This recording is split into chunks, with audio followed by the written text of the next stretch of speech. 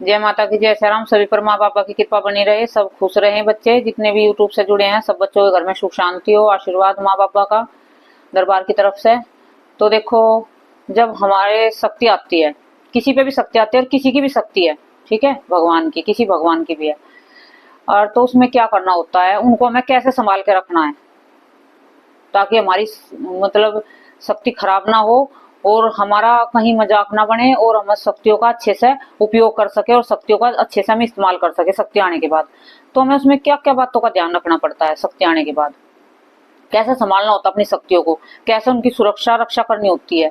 शक्ति तो बाद में तुम्हारी रक्षा करेंगी, लेकिन पहले तुम्हें उनकी रक्षा सुरक्षा करनी है। शक्ति भी ऐसे होती है जैसे छोटा बच्चा होता है, जब तुम्हारे शरीर पे आती है छोटे बच्चे की तरह होती है, मासूम, बिल्कुल कुछ जानती नहीं है उस समय पे। बस क्या होता है, शरीर खेलता है और तुम ना किसी की बुज्जा दे सकते हो, ना ही तुम कुछ कर सकते हो।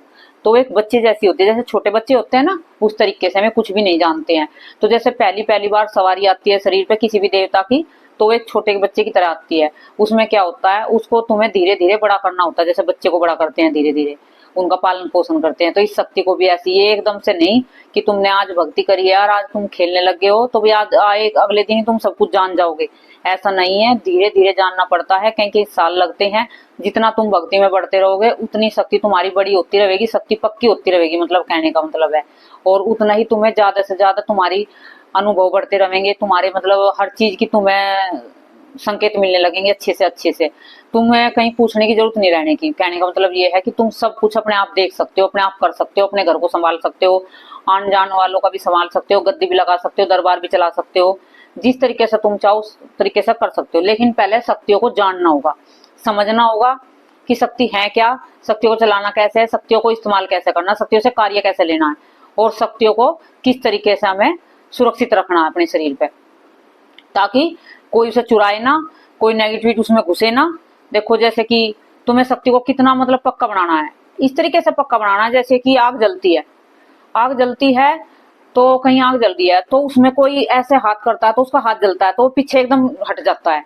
तो तुम्हारी शक्ति इतनी मजबूत होनी चाहिए, तुम्हारे शरीर का इतना ओरा स्ट्रोंग होना चाहिए ताकि कोई तुम पे कुछ क्रिया करे और वो तुम्हें छूने की कोशिश करे, तुम्हारे शरीर से वो उसका झटका लगे, वो दूर पड़े जाके, जैसे बिजली का करंट लगता है।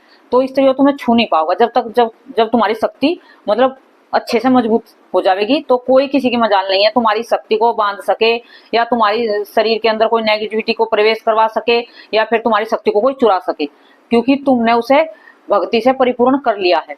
तुम इतनी भक्ति करो, इतनी भक्ति करो कि दूसरे करने वाले को अपने आप ही शर्म आए कि मैं तो इतना कुछ कर रहा हूँ फिर भी इसका कुछ नहीं बिगड़ रहा है। वो हार थक जाए तुम ऐसे कर करके, लेकिन उसका तुम्हारा वो बाल भी बांका ना कर पावे। ऐसे शक्तियों को तुम समझो। एक तो तुम्हें क्या करना होता है, शक्ति आने के बाद ध्यान रखना होता है साफ सफाई का ज्यादा से ज्यादा अपनी पूजा मंदिर में। जैसे कि बत्ती है, माचिस की तिल्ली है, और जैसे कि तुम्हारी धूप बत्ती की वो होती है, राख वाख जो भी होती है, उसे अपने मंदिर में से हर रोज उठाओ। मंदिर में इकट्ठी नहीं करनी है अपनी। घर पे तुम 8 दिन के लिए रख सकते हो, लेकिन बाहर मंदिर से बाहर उसे 8 दिन में जल प्रवाह कर सकते हो, अपना खाली प्लॉट हो उसमें डाल सकते हो। उसमें तुम्हें क्या करना है, मंदिर के अंदर नहीं रखनी है। जैसे जली हुई तिल्ली माचिस की होती है और राख होती है, ये जोत बत्ती की जो होती है, बची हुई बत्ती होती है तुम्हारी, इनको तुम्हें बाहर निकाल देना है। जैसे तुम सुबह की पूजा करते हो तो बाहर एक पन्नी या मतलब छोटा सा डब्बा बना लो, उसमें डाल दो। सुबह शाम दोनों बाहर निकाल दी, धूप बत्ती की राख भी सब चीज, ठीक है। जो भोग लगाया उसको भी अलग से बाहर निकाल दो। और जैसे कि तुम्हारी बत्ती है माचिस की, इन पे तो तुम थोड़ी सी रुई की बत्ती बच जीते हैं, उन पे तो तुम एक कपूर रख के उनको जला देना, उनकी थोड़ी सी राख हो जाएगी, फिर तुम्हें कोई परेशानी नहीं। तुम्हें उसे अपने गमले में भी डाल सकते हो उसे, फिर तुम्हें कहीं पानी में जल प्रवाह करने की जरूरत नहीं पड़ेगी, ना कहीं प्लॉट में डालने की जरूरत पड़ेगी। और एक मंदिर में जैसा तुम्हारे बड़ी तस्वीर नहीं है, छोटी है, तो हफ्ते में एक बार जरूर कपड़े जो है नीचे बिछा हुआ है कपड़ा, उसको जरूर से जरूर बदलो, साफ करो, गंगा जल का छिट्टा लगाओ अच्छे से। इस तरीके से साफ सफाई रखोगे पहले पहले तो तुम्हें कोई दिक्कत परेशानी नहीं बनेगी। अपने शरीर को भी बिल्कुल नया धुला के साफ सुथरा रखना है, धुले हुए कपड़े पहनने हैं बिल्कुल साफ सुथरे। और फिर क्या आना है, जैसे तुम बाहर जाते हो, कहीं बाहर जा रहे हो, बाहर से आके भी नहा धो के पूजा करे करो, जैसे बहुत से बच्चे हैं बाहर घूमे आते हैं, घूमते फिरते रहते हैं, फिर अंदर आ जाते हैं मतलब शाम को, तो ऐसे ही पूजा कर देते हैं मुंह हाथ धो के। नहीं, जब बाहर घूम के आते हैं, कहीं जॉब करते हो तुम या कहीं पे भी बाहर जा रहे हो, बाजार में जा रहे हो, कोई कुछ सामान खरीदने जा रहे हो, तो आकर नहा धो के पूजा करे हो। जिसके ऊपर शक्ति आ रही है उनकी बात कर रही हूँ, जिनके ऊपर शक्ति नहीं है उनसे मेरा कोई वो नहीं है, इसके बारे में उन्हें कोई मतलब कुछ नियम पालन करने की जरूरत नहीं है। जिनके ऊपर शक्ति आई हुई है, जिसे अपनी शक्ति मजबूत करनी हो, जिसे अपनी शक्तियों को बढ़ाना हो, इस तरीके से इन छोटी छोटी बातों का ध्यान रखना होगा आपको। और जैसे कि तुम्हारे साथ क्या होने लगता है शक्ति आने के बाद, वैसा तो तुम्हारा मन अपने आप ही परिवर्तन होने लगेगा, जीवन तुम्हारा बिल्कुल अलग हो जाएगा, बदल जाएगा। जैसे तुम पहले जिंदगी जीते थे ना, उससे तुम्हारी जिंदगी जो है शक्ति आने के बाद बिल्कुल अलग हो जाएगी, बिल्कुल अलग। उसे तुम भी मतलब देखोगे कि मैं पहले कैसे जीता था, कैसे रहता था, कैसे खाता पीता था, लेकिन अब सब कुछ अलग है, सब कुछ चेंज हो चुका है। जैसे पहले तुम लड़के हैं तो यार दोस्तों में रहते थे, ड्यूटी पे जॉब मतलब जॉब करते थे, वहां रहते थे, वहां तो सबके साथ में खाना पीना हो जाता था उनका। तो उनको क्या होता है, धीरे धीरे जब उन पे शक्ति आती है, उनका मन हो जाता है कि वो किसी के साथ में खाना ना खाए, क्योंकि वो जुटन हो जाती है, उससे शक्ति नाराज हो जाती है, उससे शक्ति में नेगेटिविटी घुसने लगती है, वहां पे भी तुम्हारा नुकसान होने लगता है। तो चाहे कितने ही तुम्हारे यारे प्यारे कोई कितना भी हो, किसी का झूठा नहीं खाना है, घर में भी नहीं, बाहर नहीं, जब शक्ति आने के बाद। और एक तुम्हारा क्या होता है, जैसे किसी किसी को दिक्कत बन जाती है, परेशानी बन जाती है, बाहर कहीं जाते हैं, पहले खूब घूमते थे, खूब फिरते थे, लेकिन उन्हें कोई दिक्कत नहीं होती थी, कोई परेशानी नहीं होती, लेकिन अब जाते हो शक्ति जाने आने के बाद, तो क्या होता है, वहां से बाहर से घूम फिर के तो मन भी परेशान होने लगता है, चिड़चिड़ा आ जाता है मन, मतलब मन में चिड़चिड़ा होने लगता है। ऐसे घर में भी किसी को और किसी को अच्छे से नहीं बोलोगे, ऐसे चिड़े चिड़े रहोगे किसी से, हर किसी से मतलब उल्टा सीधा बोलोगे, तो इतना गुस्सा आने लगता है आपको। वो क्या होता है, जैसे कि आप बाहर से घूम के आए हो, आप बाहर किसी से भी टच हो जाते हैं, देखो बाहर बाजार में जाते हैं तो ऐसे तो नहीं है कि वहां पे भी तुम अकेले चल सकोगे, भाई कोई हाथ भी लगा देगा, कोई कुछ भी छू लेगा, मतलब आपस में टच भी हो जाओगे, तो उससे क्या होता है, उस शक्ति पे प्रभाव पड़ता है।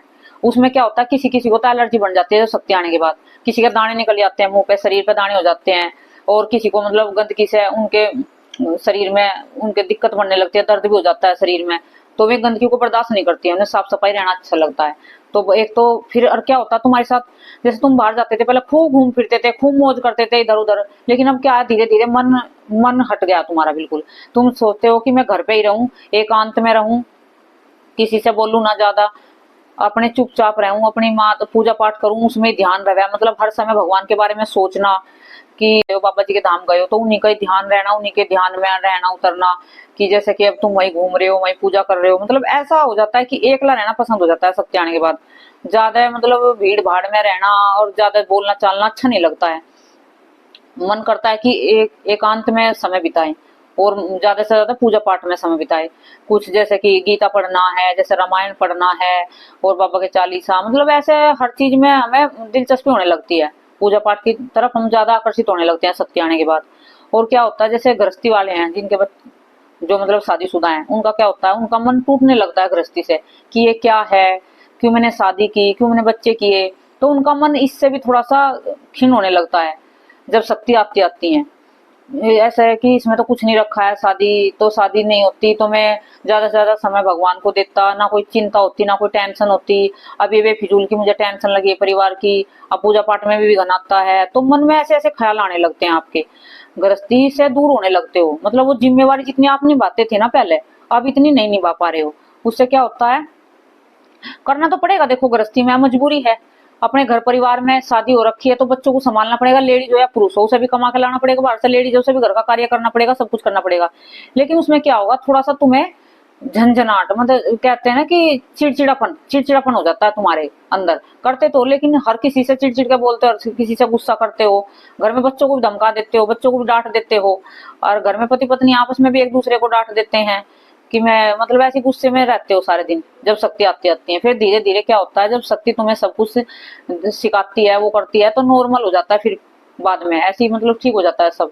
फिर तुम्हें ये नहीं रहता कि भाई फिर तो सोचा है कि भाई ये भी मुझे करना है, क्योंकि तुम्हें एक आदत बन जाती है घर का कार्य करने की, पूजा पाठ करने की भी, फिर तुम्हें एडजस्ट कर लेते हो सब चीजों को, तो तुम्हें परेशानी नहीं बनती है। शुरुआत में क्या होता है कि तुम पे घर का भी मतलब कार्य भार हो जाता है, और जैसे पुरुष है उन पे बाहर की ड्यूटी जॉब करना, उन पे भी कारोबार मतलब ज्यादा भार हो जाता है, और फिर पूजा पाठ का भी ज्यादा से ज्यादा करना होता है, तो उसमें क्या होता है, वो मतलब चिड़चिड़ापन हो जाता है ज्यादा, जैसे अपना समय यूज करते हैं, लेट नहीं पाते हैं, बैठ नहीं पाते हैं, मतलब ज्यादा समय हर समय लगे रहते हैं काम में, हर समय पूजा पाठ काम इनमें लगे रहते हैं, तो क्या होता है चिड़चिड़ापन हो जाता है एक शुरुआत में।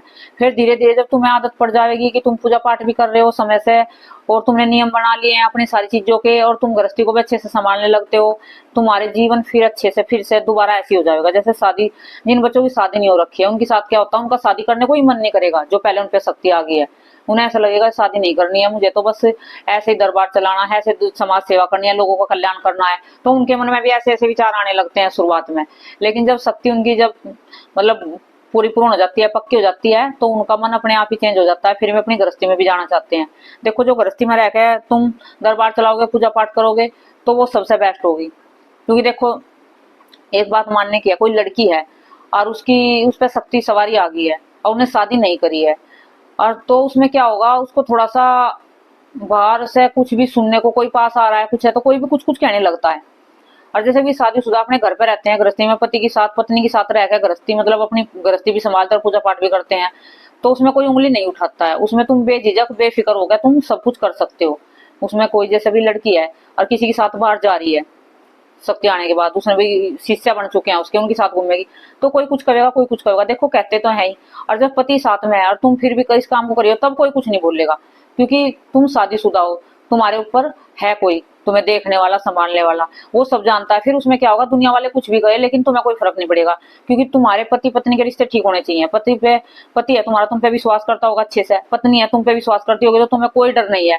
आप कहीं घूमो कहीं फिरो, कहीं से आओ कहीं जाओ, उसमें क्या होता है भगवान के कार्य से। वैसे तो कौन घूमता फिरता है गलत तो, लेकिन वही कहीं जाना पड़ता है, जैसे बोसी हैं दरबार लगाते हैं, तो बच्चे शिष्यों के घर जाना पड़ता है, उनकी गद्दी लगवाने जाते हैं, और तो ऐसे भी जाना पड़ता है, तीर्थों पे भी जाना पड़ता है, कहीं धाम पे भी जाने पड़ते हैं जैसे, तो इस तरीके से। फिर उसमें क्या होगा, तुम बेझिझक किसी अपने शिष्यों के साथ अपने बच्चों के साथ जा सकते हो, उसमें कोई डर नहीं रहता है। और तो शक्ति आती है तब ये बदलाव आ जाते हैं जीवन में, बहुत कुछ जीवन बदलता है। और जीवन में हर दिन तुम्हें नया देखने को मिलेगा, अपने जीवन में हर दिन नया। जैसे तुम पहले आस पड़ोस में बैठती थी, बतलाती थी, तुम्हें अच्छा लगता था, जैसे तुम्हारी पड़ोस की आ जाती थी, तुम्हें अच्छा लगता था, मतलब बैठते थे आस पड़ोस की बात भी कर लेते थे। लेकिन वे फिर जब तुम्हारे पास शक्ति आ गई है, वे तब आएंगी ना, तो तुम्हें अच्छा नहीं लगेगा, अरे ये यार आ जाती है हमारे पास, हमारा टाइम वेस्ट कर देती है। तो एक आधी बात जैसे वे करते हैं तुम्हारे मुंह से भी निकल जाती है, फिर तुम्हें क्या होता, गलानी होती है, अरे मैंने ये क्यों कह दी ये बात, देखो मेरी शक्ति को कहीं बुरा ना लग जाए। तुम्हारे मन में अपने आप ही ये विचार आने लगेंगे। तुम किसी की एक बात कह भी दोगे ना थोड़ी गलत होगी, तो तुम बाद में विचार करोगे, हाय मैंने इसको कैसे बोल दिया, ये तो मुझे बोलना नहीं चाहिए था, ये ठीक नहीं है। तो मतलब अपने आप ही पछतावा होता है, गलत चीज कुछ करते हैं बोलते हैं तो। और पहले खूब अच्छे से सब कुछ करते थे, सुन भी लेते थे, किसी कोई चुगली करता था और कर भी लेते थे थोड़ी बहुत चुगली। तो उसके बाद क्या होता है, शक्ति आने के बाद ये सब बंद हो जाता है, क्योंकि शक्ति तुम्हें इन चीजों से हटाने लगती है, आस पड़ोस से उठना बैठना तुम्हारा कम करवा देती है। क्यों? क्योंकि तुम उनमें रहोगे तो भक्ति कैसे करोगे। जब भक्ति लाइन में जाना है तो छोड़ना पड़ेगा, दुनियादारी को त्यागना पड़ेगा। कोई कोई तुम्हें घमंडी करेगा कि अब तो देखो शक्ति आने के बाद जैसे क्या, तुम किसी से बोलोगे नहीं, पहले खूब बोलते चालते थे, हंसते बोलते थे, घूमते फिरते थे, आस पड़ोस में बैठती थी, लेडीज भी थी, सब यार दोस्त भी थे, लड़कों के भी, लड़की की भी, मतलब औरत की भी बहुत सहेली थी, फ्रेंड थी, सब तो बोलती चालती थी। वो क्या होता है, धीरे धीरे छूटने लगती है तुम्हारी। फिर वे क्या कहती हैं, अरे पता नहीं इसमें तो कितना घमंड होगा, अब तो बोलती नहीं, अब तो पता नहीं क्या इसको अहंकार हो गया, पता नहीं किस चीज का है, क्या है, शक्तियों का ही है। तो वे ऐसे बोलेंगे, वो अहंकार नहीं होता है, वो तुम्हारा एक भगवान के प्रति ज्यादा जुड़ाव लगा हो जाता है, उससे तुम्हारा दुनियादारी से छूट जाता है। वो पहले दुनियादारी में था, भगवान की तरफ कम था, तो तुम ज्यादा से ज्यादा भगवान की तरफ आकर्षित ज्यादा होने लगते हो और दुनियादारी से कम। तो धीरे धीरे दुनियादारी आस पड़ोस छूटने लगता है, रिश्तेदार छूटने लगते हैं, तुम्हारा फोनों से बात करना बिल्कुल भी अच्छा नहीं लगेगा तुम्हें ऐसा लगेगा कि पता नहीं इतने घंटे 1-2 घंटे बात कर लिया, ये क्यों समय वेस्ट कर दिया, क्यों ना मैं बैठ के भगवान के पास बात करता, क्यों ना मैं कुछ पाठ पढ़ता, कुछ ज्ञान लेता। देखो जो हम शास्त्र पढ़ते हैं उनसे भी हमें बहुत ज्यादा ज्ञान मिलता है। शक्ति आने के बाद ये नहीं है कि शक्ति तुम्हें सब कुछ दिखा देगी, तुम्हें खुद मेहनत करनी पड़ेगी, तुम्हें शास्त्र पढ़ पढ़ के उनमें से ज्ञान लेना पड़ेगा कि भगवान क्या क्या करते थे, क्या क्या नहीं, उसमें सब कुछ लिखा है। कुछ तो ज्ञान तुम्हें उनसे लेना होगा, कुछ ध्यान के माध्यम से लेना होगा, कुछ शक्ति तुम्हें खुद से देंगी। जब तुम्हें देखेंगी ना शक्ति की तुम मेहनत कर रहे हो, बच्चे इतनी मेहनत करते हैं मेरे बच्चे, हर समय लगते हैं, वो तो शक्ति भी देखती है, वो खुद पे खुद उन्हें ज्ञान का चश्मा पहना देती है एक, कि वो दिखता नहीं है लेकिन ज्ञान का चश्मा तुम्हारी आंखों पे लगा देती है शक्ति। उससे क्या होता है, तुम हर चीज की जान, कुछ भी सोचते हो वो होते हो तो तुम्हारे मन में विचार आ जाता है कि ये चीज ऐसे है, क्यों पहले नहीं आता था। वो क्या था, वो पहले कोई तुम्हारे ऊपर कोई कवच शक्ति का नहीं था, कोई प्रभाव नहीं था। तो अब शक्ति आ चुकी है तो तुम्हें अब उसने ज्ञान के चश्मे लगा दिए जिससे तुम दुनियादारी के समझ सको, आने इंसान को समझ आना है कैसे ये रहता सहता है, किसके पास बैठूं क्या नहीं बैठूं। गलत इंसान होगा तो तुम्हारा मन अपने आप ही उनसे दूर होने लगेगा, भाई ये देखो ये तो गलत है, मैं इसके साथ मेरी अब नहीं पटेगी तो मैं इसके साथ नहीं बैठूंगा। तो आपका मन धीरे धीरे ऐसे करने लगता है। या फिर कुछ भी कहे कुछ भी बोले, आपको बिल्कुल बाहर आना जाना बिल्कुल तुम्हारा छूट जाएगा। ज्यादा से ज्यादा तुम अंदर रहना पसंद करोगे। बाहर एक तो तुम्हें मतलब गंदगी से मन घृणा होगी तुम्हारी, जैसे बाहर जाते हैं आते हैं तो परेशान हो जाते हैं, कितनी देर इतनी बाहर आके मतलब बहुत दिमाग गर्म हो जाता है शक्ति आने के बाद, बाहर घूम के आते हैं तो उससे क्या होता है तुम्हें घर में एकांत में बिल्कुल रहना पसंद बहुत अच्छा लगेगा, तुम बहुत अच्छे से जियोगे, तुम बिल्कुल तुम्हारा मन बदल जाएगा, बिल्कुल परिवर्तन हो जाएगा। कहते पहले से जिंदगी तुम्हारी अलग हो जाएगी। जैसे कि जीवन बदलता है शादी के बाद, ऐसे ही शक्ति आने के बाद जीवन बदलता है, एक नया जीवन मिलता है साधक को, नया जीवन, उसे कुछ सीखने को मिलता है, उसे कुछ समझने को मिलता है, उसे दुनियादारी देखने की समझ हो जाती है, दुनियादारी को परखने की समझ हो जाती है, उसे पता चलने लगता है कि ये अच्छा है इंसान, ये बुरा है इंसान। कोई दरबार में आता है, कोई कितना ही झूठ बोल लो, लेकिन सत्य आने के बाद वो पहचान लेता है कि ये बंदा झूठ बोल रहा है, ये बंदा मतलब इस तरीके से तेरे को कुछ बात कह रहा है, कुछ सुन रहा है, तो आप समझ जाते हो तुरंत ही, आपको ये समझ हो जाती है शक्ति को जब आप अच्छे से जानते हो चलाते हो। और एक अपनी जैसे शक्ति आने के बाद पूजा पाठ पे ज्यादा से ज्यादा ध्यान देना होता है, दुनियादारी को छोड़ के। ये नहीं समझना होता कि हम मंदिर में जाएंगे हमें कोई कुछ कहेगा, हम पूजा करेंगे हमें कोई कुछ कहेगा, ये सब सोचना बंद कर दो। और जिसके शक्ति आई है वो अपनी शक्तियों पे ध्यान दो ज्यादा से ज्यादा। बहुत से बच्चे हैं शक्ति आ जाती है सोचते हैं कि अभी हम तो दरबार लगा लें, अभी हम सब कुछ करने लगेंगे, अभी हम सब जान जाएंगे, ऐसा कुछ नहीं है। बच्चे फोन से भी मेरे से जुड़ते हैं, मैं उनसे भी बात करती हूँ, देखती हूँ, बच्चों के पास शक्ति आई हुई है लेकिन कोई मंत्र नहीं है, कोई गुरु नहीं है, उनके घर में नुकसान हो रहे हैं बहुत ज्यादा, उनका मतलब घर में बहुत बिगाड़ हो रहा है शक्ति आने के बाद भी। क्या हुआ है? क्योंकि वो शक्तियों को समझ नहीं पाए, वे शक्तियों को चलाना नहीं जानते हैं, वे शक्तियों को भोग लगाना नहीं जानते हैं, शक्तियों से कुछ भी मतलब अटैचमेंट उनका नहीं हुआ है। अभी शक्ति आ तो गई है लेकिन शक्ति को मैं समझ नहीं है, शक्ति से हम कैसे बात करें, शक्ति से हम कैसे पूछा लें, शक्ति से हम कैसे अपना कार्य कराएं। देखो शक्ति आने के बाद क्या होता है, पहले तो अपना ये आप ठीक करना होता है ना, सब कुछ घर परिवार का अपना। तुम देखो शक्ति आ गया तुम्हारे पे, तुमने गद्दी लगा ली, दरबार भी लगा लिया, अपना बिल्कुल बिगड़ा हुआ है, अपने पति पत्नी के रिश्ते खराब हैं, अपने घर में नुकसान पे नुकसान हो रहा है, कभी तुम्हारी एसी खराब है, कभी तुम्हारी मोटर खराब है, कभी तुम्हारे पंखे खराब हैं, मतलब कि जो बिजली से जो भी चीज चलती है तुम्हारी बहुत जल्दी खराब होने लगती है, तुम नहीं भी लगाते हो तब भी में खराब हो जाती है, क्योंकि तुम्हें पता नहीं है उनके साथ नेगेटिविटी भी रहती है। शक्ति को उन्हें हटाना पड़ता है जब शक्ति आती है, तो नेगेटिविटी तुम्हारे अपने घर के दही पितर है उन्हें भी साफ सुध करना होता है, तभी तो शक्ति चलाओगे ना। पहले तो अपने देवी पितरों को कुल देवी को मनाओगे, जो उन्हें नहीं मनाओगे तो शक्ति तुमसे बिल्कुल नहीं मानेगी कभी भी, क्योंकि वे जानती है कि ये अपने घर के देवी पितरों को तो मना नहीं रहा है, तो ये हमारी क्या सेवा करेगा जब ये अपने को तो खाना नहीं खिलाता है, कभी इनकी पूजा नहीं करता है, कभी अमावस नहीं निकालता है, कभी इनके दिया बत्ती नहीं करता है इनके धाम मत स्थान पे जाके, तो ये हमारी क्या सेवा करेगा। तो शक्ति वहां से भी मतलब नाराज होती है। और एक क्या होता है, जैसे शक्ति का घर पे आती है शक्ति, और शुरुआत में घर वाले उसका मतलब मान सम्मान नहीं करते, बाहर वालों से उम्मीद मत रखो कि मान सम्मान करेंगे ना करेंगे। शक्ति बाहर वालों से उम्मीद नहीं रखती है, शक्ति किससे उम्मीद रखती है? घर वालों से उम्मीद रखती है। वैसे घर परिवार में जितने भी सदस्य हैं वो चाहती है कि मैं आई उनके घर में तो मेरा मान सम्मान करे, उनका मान सम्मान करना जरूरी होता है शक्तियों का। तुम मान सम्मान करोगे तो क्या होगा, शक्ति कभी भी तुम्हारा गलत नहीं करेगी, वो समझेगी कि मेरा मान सम्मान हुआ है तो अच्छे से तुम्हारा कार्य करने लगेगी, फिर जो तुम पूछोगे वो तुम्हें बताने भी लगेगी। क्योंकि देखो तुम्हारे घर पे कोई मेहमान आ जाता है, तुम उनका पहली बार में अपमान कर दोगे तो वो दोबारा तुम्हारे बिल्कुल नहीं आएगा, चाहे तुम कितनी कोशिश कर लियो, कितना ही मना लियो, कितने हाथ जोड़ लियो, वो आएगा नहीं।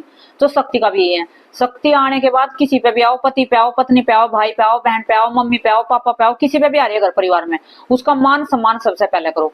और बाहर वालों की उम्मीद मत रखो कि मान सम्मान करते हैं नहीं करते हैं। जैसे तुम जागरण में जाते हो, वहां पे सवारी खेल जाती है, कोई तुम्हारा मान सम्मान नहीं करता है, तो वहां से तुम बिल्कुल भी अपने मन को दुखी मत करो कि मेरा मान सम्मान नहीं करा है, मेरी शक्तियों का मान सम्मान नहीं करा। में जो भी होता है मान सम्मान, उनको अज्ञानी होते हैं, उन्हें पता नहीं होता, क्योंकि जिस चीज को कभी किसी ने देखा नहीं है, किसी के पास नहीं आया, तो वो क्या समझेगा कि ये क्या सवारी है, क्या ये भगवान है, क्या कुछ है। सिर्फ इंसान का आजकल कलयुग में क्या होता है, भगवान तस्वीरों में देखना, मूर्त में देखना, ये नहीं सोचते हैं। भगवान कभी भी खुद चल के नहीं आते हैं, वे इंसान रूप में ही आते हैं, कभी भी आते हैं। वो कोई सच्चा पवित्र इंसान होता है, उसी के अंदर थोड़ी शक्ति देते हैं, उसी रूप में आकर तुम्हें मतलब हर जगह तुम्हें संकेत देते हैं। हर गांव में, हर पड़ोस में तुम्हें एक भगत जरूर मिलेगा। वो क्यों मिलेगा? ताकि तुम जगह जगह धक्के ना खाओ। अपने आस पड़ोस में भगवान अपना अंश जरूर देता है कि तुम इनसे अपनी समस्या सुलझाओ, कुछ अपना जो भी तुम्हें दिक्कत है, परेशानी है, लेकिन इंसान समझते नहीं है। हर गांव में मिलेंगे तुम्हें, 3-4 भगत जरूर मिलेंगे तुम्हारे आस पड़ोस के पास। और पता क्या होता है, बहुत से जैसे जागरण में हंसी मजाक करते हैं शक्तियों का, तो तुम्हारा उससे कुछ बिगड़ने वाला नहीं है, तुम्हें बेफिक्र रहना है। जो उनका अपमान करेगा उन्हें उनको भुगतना जरूर जरूर से पड़ेगा। और देखो पहली बार है शक्ति में कुछ बताती नहीं है, फिर जागरण में क्या होता है, जैसे जागरण में कीर्तन में आ जाती है शक्ति, तो वो खेलती तो है लेकिन बताती कुछ नहीं है। फिर लोग उनसे पूछने लगते हैं कि हमारा ये बता, हमारा वो, तो किसी का बताती नहीं, तो उनका चल के ये शक्ति वक्ति कुछ नहीं है, तो ऐसा क्या देते हैं, ये तो कोई ऐसी कूद रही है, अपनी मर्जी से कूद रही है, अपने मतलब ऐसे अपनी जी उससे कर रही है, जानबूझ के कर रही है, तो ऐसे कहने लगते हैं। और उसकी जब क्यों नहीं, उसे भी नहीं पता जिसके शरीर पे शक्ति आई है, क्योंकि उसने तो कोई पूजा पाठ कुछ करी नहीं है, ये जानता नहीं है कि शक्ति किसकी है, इसको कैसे चलाना। वो तो शुरुआत में आई है ना एक बच्चे की तरह, तो उसको धीरे धीरे बड़ा करेगा, भक्ति से बढ़ावेगा, उसको भक्ति बढ़ावेगा, अपनी पूजा जब तब करेगा, अपने पाठ करेगा, गुरु बनावेगा, और तब लेकर चलेगा, तो तब उसे इज्जत भी मिलेगी, मान सम्मान भी मिलेगा शक्ति को, और वो सबके कार्य भी बनावेगी, आने वालों के भी, जाने वालों घर वालों के भी। लेकिन शक्ति आने के बाद सबसे पहले अपने घर को ठीक करना होता है। ये नहीं कि तुम्हारा घर बिगड़ा हुआ है तुम गद्दी लगा कर बैठ जाओ, ये कभी नहीं करना, कभी किसी को भी नहीं करना। शक्ति आने के बाद पहले अपने गुरु बनाओ, अच्छे से अच्छा गुरु भी ऐसा बनाओ जो तुम्हारे मेल जोल का हो, तुम्हारी जैसे तुम्हारी पूजा पाठ है ऐसी उस गुरु की हो। ये नहीं कि तुम्हारी पूजा पाठ अलग है और गुरु की अलग है। जो भगवान होते हैं वही तुम्हारे देवी देवता तुम्हारे पास किसी और की तरंग आ रही है और गुरु के पास दूसरी की तरंग है, फिर क्या करेगा गुरु, तुम्हें अपने ही शक्तियों के भोग बतावेगा, अपने ही कार्य करावेगा, अपने ही सब कुछ करावेगा। उससे फिर तुम्हारी शक्ति तब भी नहीं खुलती है, तब भी तुम्हारी शक्ति रास्ता नहीं देती है, क्योंकि तुम्हारी शक्ति तो दूसरी है, शरीर पे आई हुई है, और भोग तुम दूसरी शक्तियों के दे रहे हो, दूसरी से मतलब इच्छा रख रहे हो कार्य करवाने की, तो ऐसे नहीं, वैसे भी गलत हो जाता है। गुरु अपने अपने जैसा गुरु बनाओ। जैसे तुम्हारे पास शक्ति है, जो गुरु के पास में ही शक्ति है, जैसे माँ की शक्ति है काली की, गुरु के पास तुम्हारे माँ की काली की है, सात्विक है या तामसिक है, जैसे भी हो तो तुम्हें देखना है फिर, ठीक है। और जैसे भी तुम बालाजी की पूजा करते हो, तुम्हारे गुरु के पास भी बालाजी की पूजा होती है और वे बालाजी के नियम पालन करते हैं, तो तुम्हें भी बालाजी के नियम पालन तुम पे वो ही शक्ति है। तो ऐसा गुरु बनाओ जो तुम्हारे से मेल जोल रखता हो, तुम्हारे जैसा हो, तुम्हारे जैसा खान पीन हो, तुम्हारे जैसा रहना सहना हो उनका, ठीक है, इस तरीके से। नहीं तो तुम अलग में फंस जाओगे। नियम पालन करते हैं तो तुम्हें भी बालाजी के नियम पालन तुम पे वो ही शक्ति है। तो ऐसा गुरु बनाओ जो तुम्हारे से मेल जोल रखता हो, तुम्हारे जैसा हो, तुम्हारे जैसा खान पीन हो, तुम्हारे जैसा रहना सहना हो उनका, ठीक है, इस तरीके से। नहीं तो तुम अलग में फंस जाओगे। किसी पे जब माँ काली की शक्ति आ रही है और वो माँ पहुंच गए गोरखनाथ की शक्ति माँ धूने पे, तो वो तुम्हें क्या बतावेगा, वो तो अपने गोरखनाथ का ही भोग बताएगा, गोरखनाथ की तुम्हें साधना बतावेगा। या फिर तुम बालाजी के में पहुंच गए हो, माँ की शक्ति आ रही है, वो भी अपना बालाजी का बतावेगा। तो इस तरीके से जो इंसान जिस शक्ति की पूजा करता है, जो तुम्हारे पे आ रही है और जो वो जानता है, तो उसी को गुरु बनाया करो। अलग से गुरु बनाओगे तो तुम फिर परेशानी में हो जाओगे, क्योंकि वो अपनी शक्तियों का ही भोग लगावेगा, क्योंकि जैसा वो करता है वो ऐसे ही करावेगा। तो उसी गुरु को बनाओ जैसा तुम्हारा पास शक्ति है, जो उनके पास भी वही शक्ति है। इसलिए तुम मार नहीं खाओगे कभी भी, आगे से आगे बढ़ते रहोगे। और ये कि उम्मीद मत रखे करो कि अभी अभी गद्दी लगा, मतलब अभी अभी गुरु बनाया वो तुम्हें सब कुछ जल्दी से बता देगा, ऐसा मतलब उम्मीद मत रखियो। गुरु तुम्हें धीरे धीरे सब कुछ सिखा देगा। एक ही गुरु पे टिके रहो। जो गुरु को अपमान करोगे, शक्ति का भी अपमान होता है उससे, जगह जगह गुरु बदलते हो उससे शक्ति भी नाराज होती है, क्योंकि शक्ति जुड़ जाती है। तुम्हें गुरु बनाने के बाद तुरंत शक्ति जुड़ जाती है दरबार की सारी, और फिर जब तुम उस गुरु का अपमान करके छोड़ देते हो तो शक्ति तुमसे नाराज होती है, फिर शक्ति वापिस आ जाती है। तो इस तरीके से तुम भटकते रहते हो, इस तरीके से भी तुम भक्ति लाइन में आगे नहीं बढ़ पाते हो। तो गुरु को जो बनाओ पहले तो देखो खूब अच्छे से, जान के जब उसे गुरु बनाओ, और फिर उसके बाद उस पर थोड़ा विश्वास करो, वहां टिको थोड़े 2-4 साल, तब अपने जाके आगे से अपना कार्य करो, ठीक है। इतनी जल्दी से नहीं हटना कि अभी गुरु सिखा नहीं रहा। कुछ मंत्र ऐसे होते हैं बेटा, बहुत से मंत्र ऐसे होते हैं, देखो मैं खुद कहती हूँ, जो गद्दी लगाने के बाद दिए जाते हैं बच्चों की सुरक्षा, मतलब गद्दी लगाते हैं तो सुरक्षा भी देनी पड़ती है बच्चों को। तो उसके बाद कोई मंत्र, हैवी मंत्र होते हैं, बहुत बड़े बड़े मंत्र भी होते हैं। एक मंत्र ऐसा होता है कि एक माला आधे घंटे में होती है, 1 घंटे में एक ही माला होती है। ऐसा मंत्र भी होता है जिससे हर तरीके से आपकी सुरक्षा हो, रक्षा हो, आपके घर पर में कोई कुछ करे तो होवे ना। तो एक मंत्र ऐसा भी दिया जाता है बच्चों को, लेकिन वो कब दिया जाता है, जब गद्दी लग जाती है बच्चों की। गद्दी लगने के बाद 6 महीने बाद भी दिया जाता है, वो 3 महीने बाद भी, जब जैसे बच्चे का देखा जाता है कि ओरा कितना स्ट्रोंग है बच्चे का, कि अभी बच्चा इस मंत्र को झेल सकेगा नहीं झेल सकेगा।